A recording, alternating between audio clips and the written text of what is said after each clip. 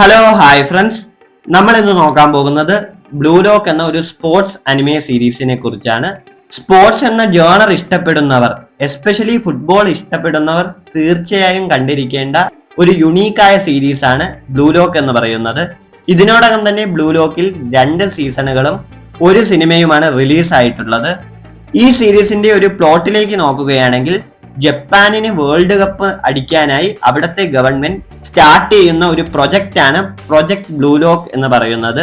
ഈ പ്രൊജക്ടിന്റെ പ്രധാന ഉദ്ദേശം എന്ന് പറയുന്നത് അണ്ടർ റേറ്റഡ് ആയി കിടക്കുന്ന 300ഓളം പ്ലേയേഴ്സിൽ നിന്ന് ഒരു ഒറ്റ ബെസ്റ്റ് സ്ട്രൈക്കറിനെ തിരഞ്ഞെടുക്കുക എന്നതാണ്.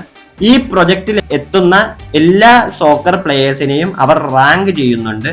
ആ റാങ്കിൽ തന്നെ ലാസ്റ്റ് നിൽക്കുന്ന ഇസാഗി യോയിച്ചി എന്ന ക്യാരക്ടറിനെ കാണിച്ചുകൊണ്ടാണ് ഈ സീരീസ് തുടങ്ങുന്നത്.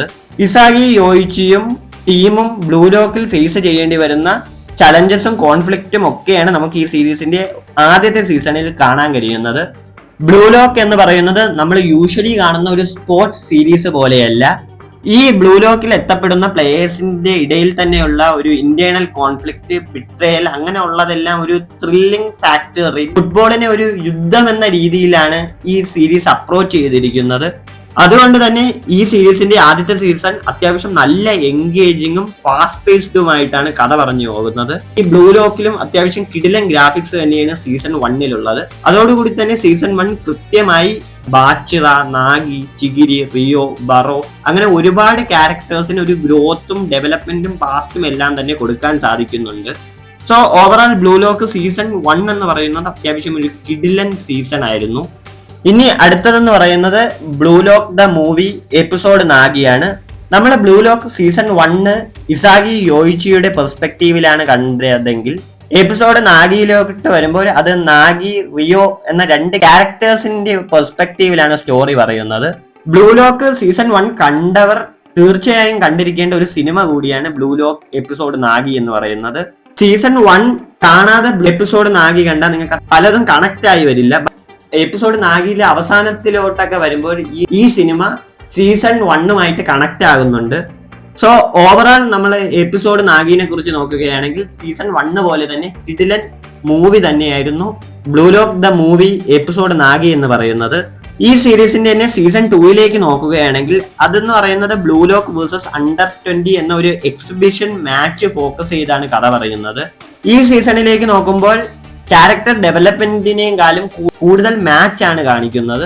ആദ്യത്തെ 2 എപ്പിസോഡ് കമ്പാരിറ്റീവ്ലി വീക്കായിട്ടാണ് തുടങ്ങിയെങ്കിലും പതിയെ നമ്മുടെ സീസൺ 1-ന്റെ ട്രാക്കിൽ തന്നെ കയറുന്നുണ്ട്. ഈ സീസൺ കണ്ടപ്പോൾ ഒരു 90 മിനിറ്റ് ഫുട്ബോൾ മാച്ച് കണ്ട ഫീലായിരുന്നു എനിക്ക് കിട്ടിയത്. റിന്നിന്റെയും റിന്നിന്റെ ബ്രദറിന്റെയും തമ്മിലുള്ള ഒരു ക്യാരക്ടർ കെമിസ്ട്രിയും കോൺഫ്ലിക്റ്റും എല്ലാം പറയുന്ന സീസൺ 2 ആണ്. ഇതുവരെ ഇറങ്ങിയതിൽ തന്നെ ബെസ്റ്റ് എപ്പിസോഡ് എന്ന് പറയാൻ പറ്റുന്നത് ഈ സീരീസിന്റെ ഫിനാലെ ആയിരുന്നു. അത്തരത്തിലൊരു പീക്ക് ബ്ലൂ ലോക്ക് എപ്പിസോഡായിരുന്നു സീസൺ 2-ന്റെ ഫിനാലെ എന്ന് പറയുന്നത്. ആ ക്ലൈമാക്സിൽ വരുന്ന ട്രാൻസിഷനും അതോടുകൂടി തന്നെ ആ ക്ലൈമാക്സിന്റെ ക്ലിപ്പ് ഹാങ്ങർ, ഗൂസ് ബംസും എല്ലാം തന്നെ കിടിലനായിരുന്നു. ഗെയിം ഈസ് ഗെറ്റിംഗ് ഇന്റൻസ് എന്ന ഒരു സൂചന നൽകിക്കൊണ്ടുള്ള ഒരു പോസ്റ്റ് ക്രെഡിറ്റ് സീനും കണ്ടവർക്ക് എല്ലാം തന്നെ സീസൺ 3 കാണാൻ ഒരു എക്സൈറ്റ്മെന്റ് സമ്മാനിച്ചുകൊണ്ട് തന്നെയാണ് സീസൺ 2 അവസാനിക്കുന്നത്. സോ ഓവറോൾ ഞാൻ ഈ സീരീസിന് ഒരു റേറ്റിംഗ് കൊടുക്കുകയാണെങ്കിൽ ഇറ്റ്സ് 8/10.